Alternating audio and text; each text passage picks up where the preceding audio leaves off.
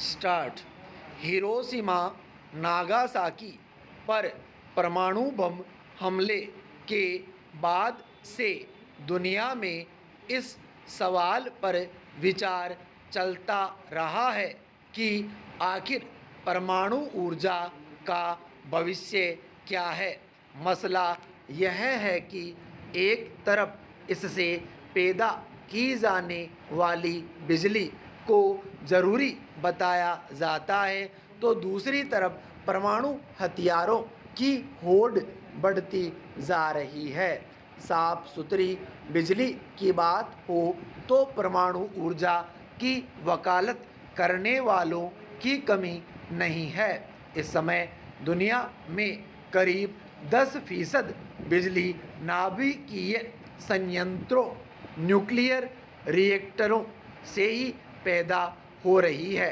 इस ऊर्जा की वकालत की मूल वजह यह है कि परमाणु ऊर्जा को कार्बन उत्सर्जन घटाने का सबसे उम्दा विकल्प माना जाता है, लेकिन जलवायु परिवर्तन से निपटने के लिए अगर परमाणु बिजली संयंत्र बनते हैं तो उनसे जुड़ा वह खतरा भी हमारे सामने आ जाता है कि कहीं दुनिया इसका इस्तेमाल परमाणु हथियार बनाने और उनके भंडारों में बढ़ोतरी के लिए न करने लगे।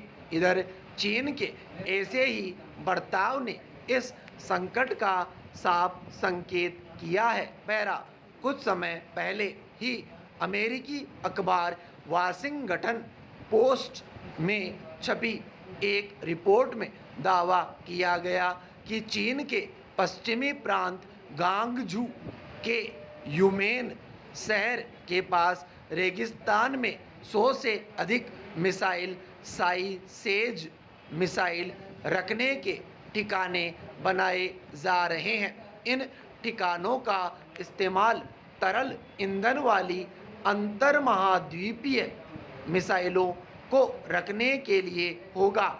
ऐसी मिसाइलें परमाणु हथियारों से लैस होती है।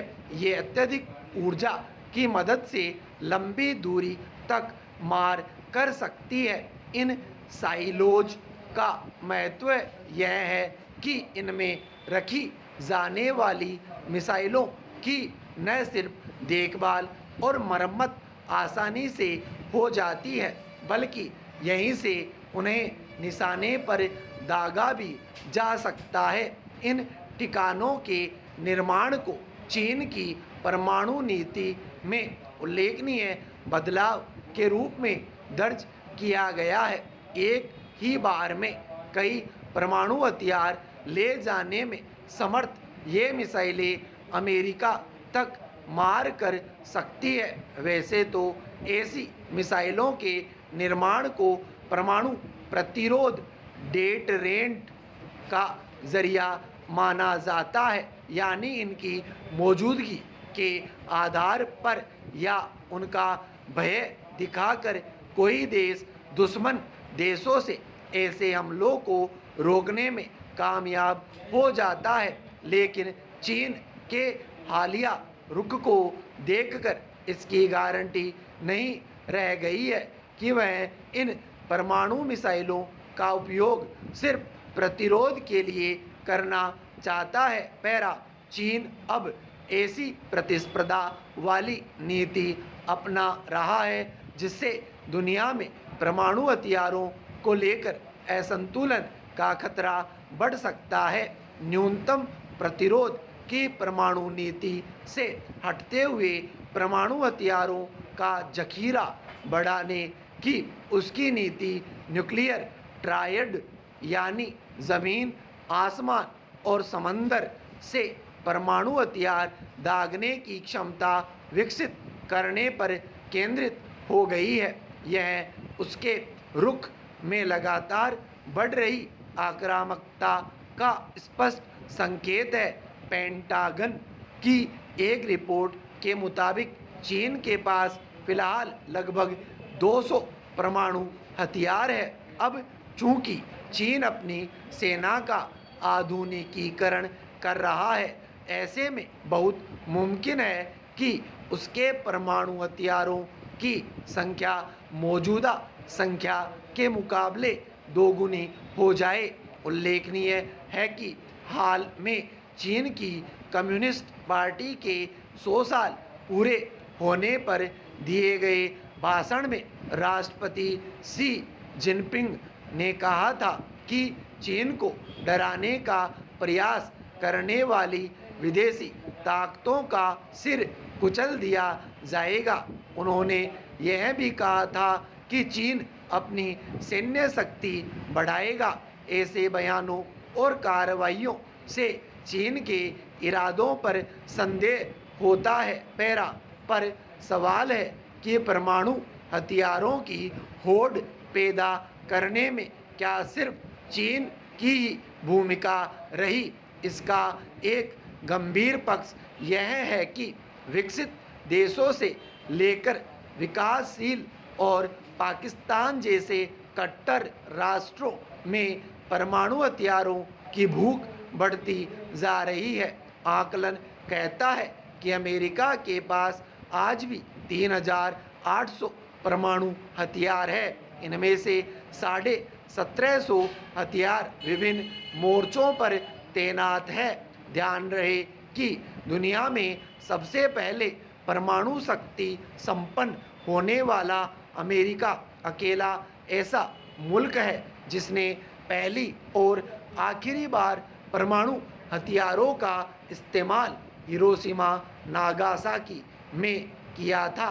70 के दशक में एक दौर ऐसा आया था जब अमेरिका के परमाणु हथियारों की संख्या 31,000 पार कर गई थी। ऐसा दावा है कि पिछले 75 वर्षों में अमेरिका ने कुल 66,500 परमाणु हथियार बनाए, जिनमें से कई हजार परमाणु हथियार विभिन्न संधियों के तहत नष्ट किए गए।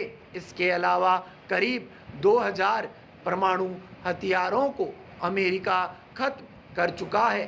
तत्कालीन सोवियत संघ, आज का रूस भी परमाणु हथियारों के मामले में अमेरिका से पीछे नहीं रहा। दूसरे विश्व युद्ध के खात्मे के बाद हर मामले में अमेरिका से होड़ लेने वाले रूस ने अमेरिका से 4 साल बाद 1949 में अपना पहला परमाणु परीक्षण कर लिया था और फिर बाद के वर्षों में हजारों परमाणु हथियार जमा कर लिए। वर्ष 1986 में रूस भी 40,000 से अधिक परमाणु हथियारों के जखीरे पर बैठा था। हालांकि शीत युद्ध की समाप्ति के बाद रूस ने भी इन हथियारों की संख्या घटाई और इन्हें 6,300 तक ले आया। फिलहाल दावा है कि रूस ने करीब 1,600 परमाणु हथियार तैनात कर रखे हैं और 2,700 हथियार भंडारों में सुरक्षित रखे हैं। पैरा चीन ने पहला परमाणु परीक्षण 1964 में किया था। उसके बाद उसने 45 परमाणु परीक्षण किए हैं। हालांकि चीन ने व्यापक परमाणु प्रतिबंध संधि CTBT पर दस्तखत किए हैं, फिर भी उसके पास 320 परमाणु हथियार बताए जाते हैं। इनमें से 100 के करीब लंबी दूरी की मिसाइलों पर लगे हैं। वर्ष 1974 में पहला परमाणु परीक्षण करने वाले भारत ने अब तक CTBT या परमाणु अप्रसार संधि NPT का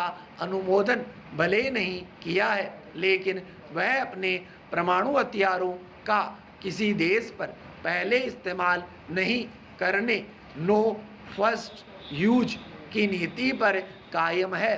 भारत की नीति दुनिया में भरोसेमंद मानी जाती है, लेकिन 1988 में परमाणु परीक्षण करने वाले पड़ोसी देश पाकिस्तान की मंशा पर किसी को यकीन नहीं है।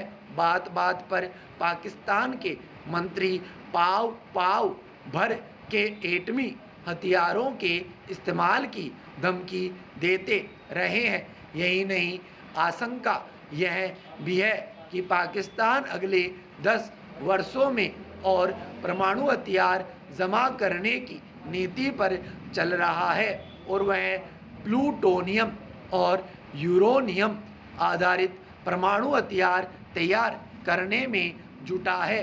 पाकिस्तान और चीन जैसे परमाणु संपन्न पड़ोसियों को देखते हुए भारत की परमाणु नीति वक्त की ज़रूरत प्रतीत होती है।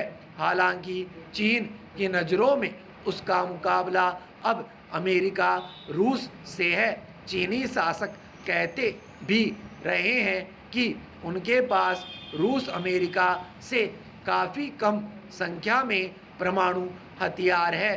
शायद यही वजह है कि वह अमेरिका के दबाव के बावजूद रूस के साथ नए हथियार नियंत्रण समझौते में शामिल नहीं हो रहा है। इस दबाव को खारिज करते हुए चीन के सरकारी मीडिया ग्लोबल टाइम्स में लिखा जाता रहा है कि चीन को पश्चिमी देशों की राय की परवाह किए बिना अपनी सुरक्षा ज़रूरतों के हिसाब से हथियार बनाने चाहिए। पैरा, चूँकि ज़्यादातर देश शक्ति संतुलन साधने के लिए परमाणु हथियारों की ज़रूरत की व्याख्या अपने मन मुताबिक करते रहे हैं, इसलिए निकट भविष्य में इसकी संभावना कम ही है कि इस सिलसिले में कोई प्रभावी रोक लग सकेगी। इसलिए न्यूनतम प्रतिरोध और